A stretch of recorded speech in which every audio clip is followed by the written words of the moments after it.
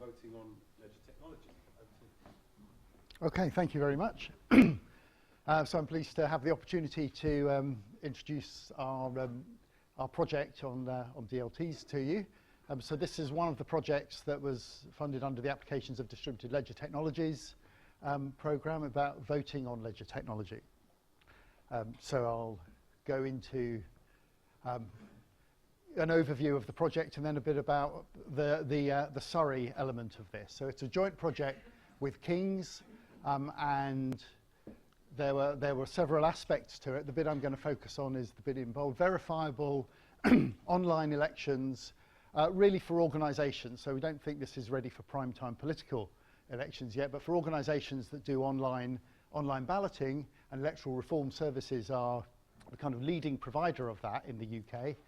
So they're our kind of industrial partner, using the distributed ledger technology to underpin the verifiability. So I'll explain a bit about online voting, what the issues are, what verifiability is about, and how it all fits together. So the kind of needs that you have for these organisations, you want vote secrecy, or kind of the idea is it should be a secret ballot, but you want confidence and assurance in the result that comes out at the end of the election. So requirements on electronic voting systems generally, there are actually many requirements that you can come up with. The key ones are, the secret ballot. So for the free and fair ballot relies on vote secrecy. This isn't always a requirement in electronic voting. For example, in Parliament, the ballot is not secret. You can see how every MP voted, and that's much easier to get assurance in the result, because you can see you have the entire election open. But generally, you're interested in maintaining the secrecy of the vote itself, but you want the result to be correct, to reflect all the votes that were cast. That is always obviously the key requirement. But then there are other aspects that you would want. So you'd want properties like coercion resistance, which means it's difficult or it's resistant to other agents coercing you to vote in particular ways against your will. So you want mechanisms in place that prevent that from happening. And then, so you worry about security. You may worry, well, how do you get the integrity? You'd like to perhaps have some way of verifying or auditing what's happened. So auditing the election in order to have confidence in the result. So where might e-voting be used? Well, I mean, there is always discussion around political statutory ballots, and you can bet with the general election there'll be more discussion around why we're not doing electronic voting yet. Surely that would make things easier. Where it is actually used in practice, so shareholders, industrial action ballots is an interesting one. There's discussion at the moment about whether balloting for industrial action can go electronic. So there was a consultation, and there's recommendations that's sitting on a minister's desk at the moment around this, that eventually the government or the next government will come back with some kind of response. So at the moment you can't do balloting for industrial action electronically, and that's an issue. There's push for that. Professional societies, building societies, and so on. So there are many places which are obviously lower risk or lower consequence than political elections, where maybe the risk is more manageable or acceptable. There's a number of benefits that are proposed for electronic voting. So convenience, accessibility for particular groups, particularly those that need some kind of electronics in order to interact with systems, so to construct their votes. Perhaps with complex voting ballots, it will help to reduce accidental invalid votes, so spoilt ballots. So where you have to, for example, give preferences, people often get that wrong, or one X in, or two X's in a column and one in another one. So often there's a number of invalid votes that are considered to be accidental. And remote voters, so not having to go out on a cold December day and cast your vote and so on. And managing complexity and the dynamics of election, for example, voting rights. We have these. There are other arguments that are made that I don't think are valid in the same way. So it's claimed that it would reduce costs. It's not clear that that's true at all. If anything, particularly at the beginning, it would probably increase costs. increases turnout, but studies generally haven't shown that. Shows that people that are engaged with the process will vote anyway. Might find it easier, but it's the jury's out on whether it increases turnout. Some people just say, well, we ought to get 21st century, and we do everything else online. I'll come back to that one, this argument that, well, we bank online, so why shouldn't we vote online? So what's the problem with electronic voting? So this is how you might visualize such a system. So people have their devices and they cast their vote, they send it to the server at the center, and a result comes out at the end. So that's kind of conceptually at the simplest level. So trust in the integrity of this election is critical. So how do we know that this result is correct? And more particularly, how can we persuade others that the result is correct? How can we persuade the loser that the result is correct in particular? So the problem, of course, is cyber security around this. You might have malware or bugs on either voter devices or the election servers, and they might accidentally or deliberately tamper with the vote. So you may get glitches. And you may have adversaries or insiders, part of the election authorities, interfering with votes, either in transit or more generally on the server, or malware, or getting into the devices. And in particular, attacks at scale like this are much easier than for physical paper-based systems. If you want to interfere with 10,000 votes on a paper-based, that's a much bigger operation, whereas you can imagine this can be done quite easily and remotely. And the reality, particularly for political elections, the reality is there are powerful and well-resourced, hostile state actors that are interested in interfering with elections, and possibly with industrial action, for example, to influence the result of those kind of ballots. So we hear, well, we bank online, so why don't we vote online? So there are key differences between online banking and online voting. So if we did do online banking, like we do online voting, then you wouldn't have any receipts or records of the transactions, because the transaction is supposed to be secret, even from the election system itself. So the transaction, so it would be like the transaction being secret from the bank, but the bank still needs to manage your account. You wouldn't get bank statements. You might just ask the bank every so often, how much have I got in my account? Can I spend this?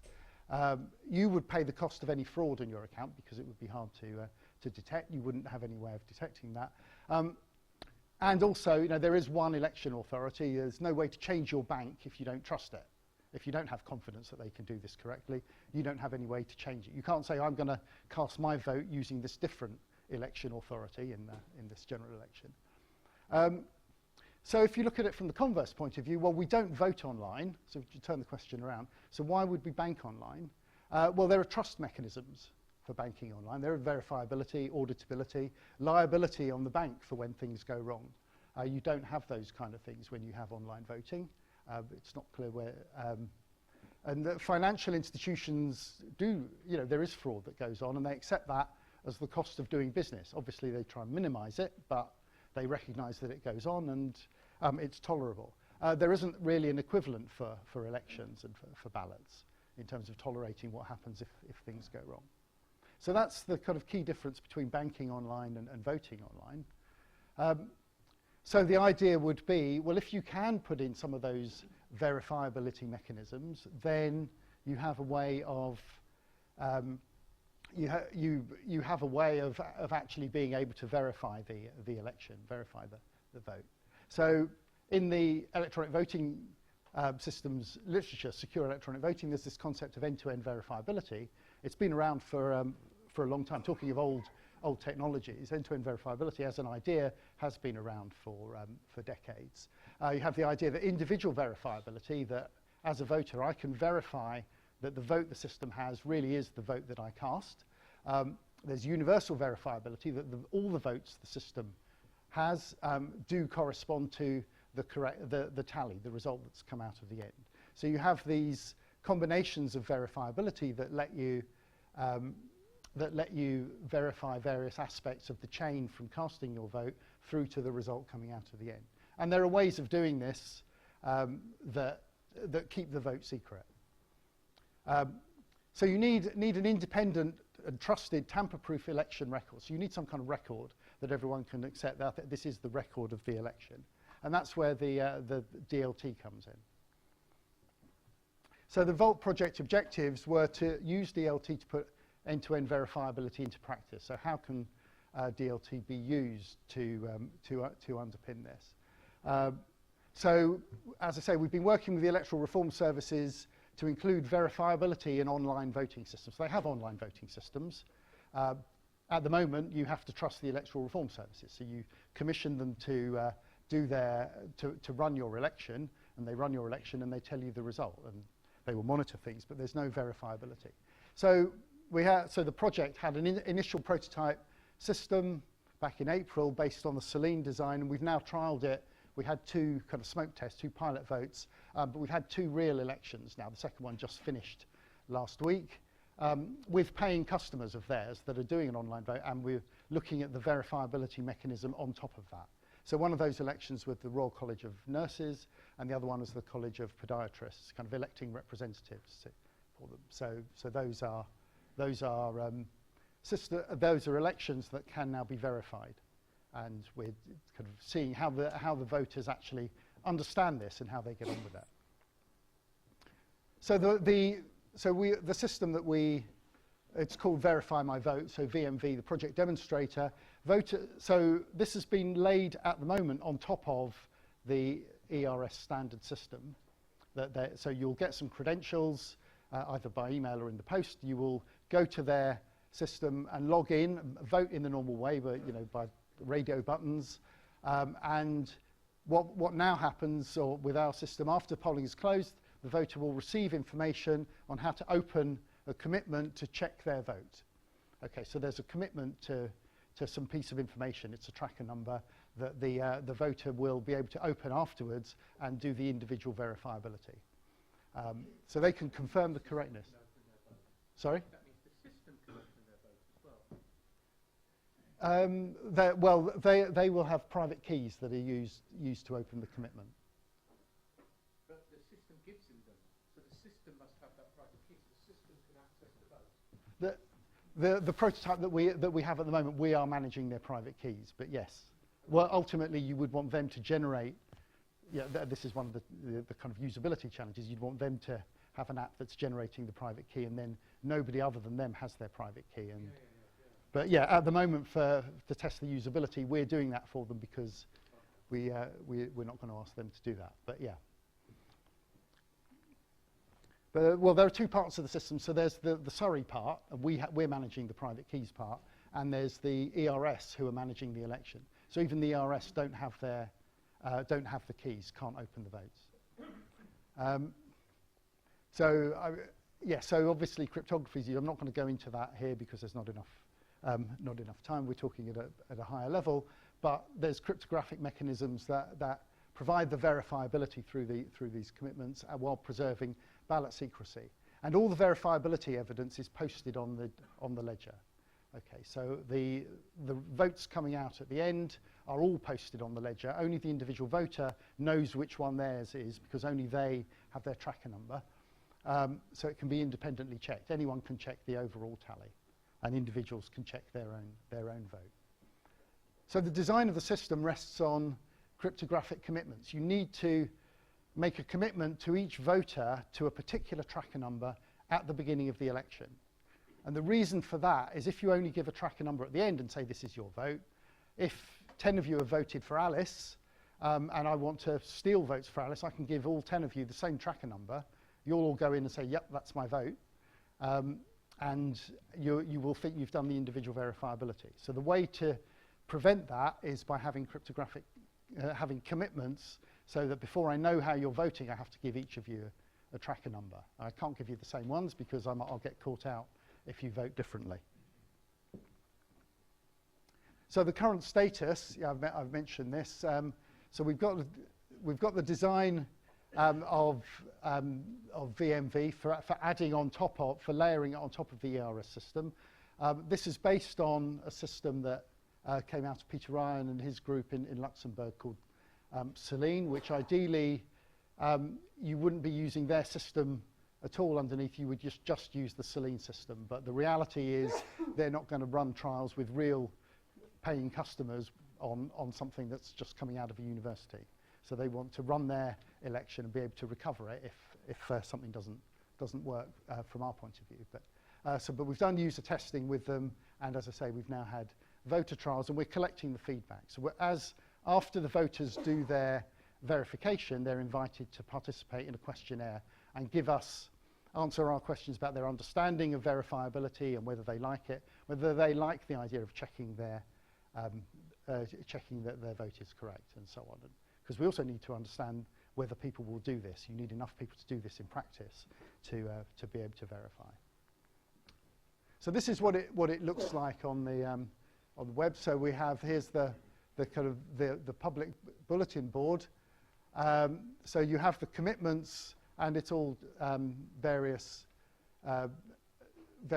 cryptographic commitments here. So there's a tracker commitment. There's an encrypted tracker number that's going into a mix and so on, so that nobody knows which tracker number is associated with which voter, and so on.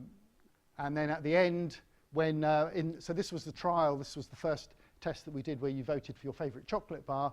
You would, at the end, go through and check, and it would give you, here is your tracker number, and then here is your vote. So the top bit is, here is your vote, and this was a vote for a Twix.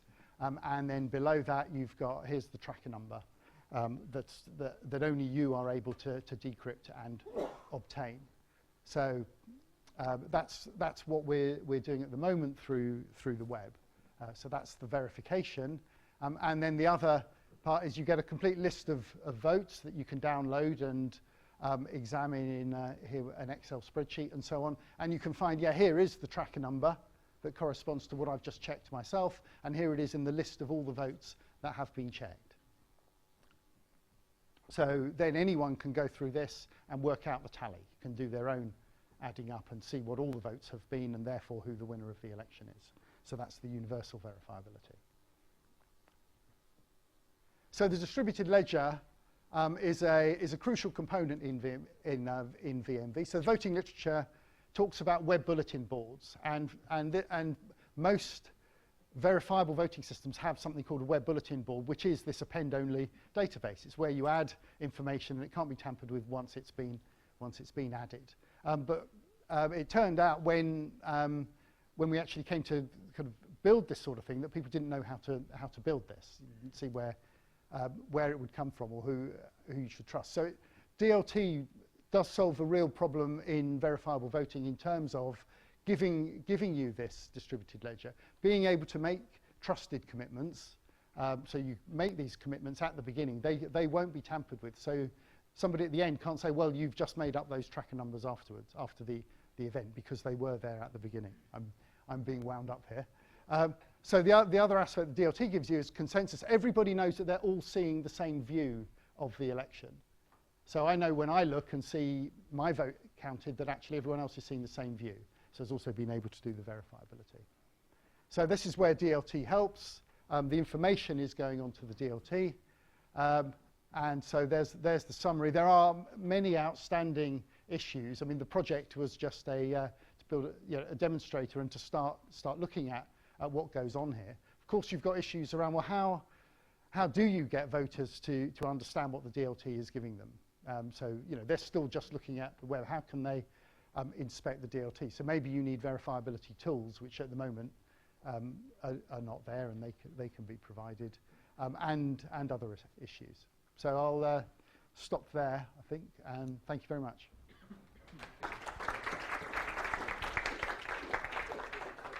Question over there.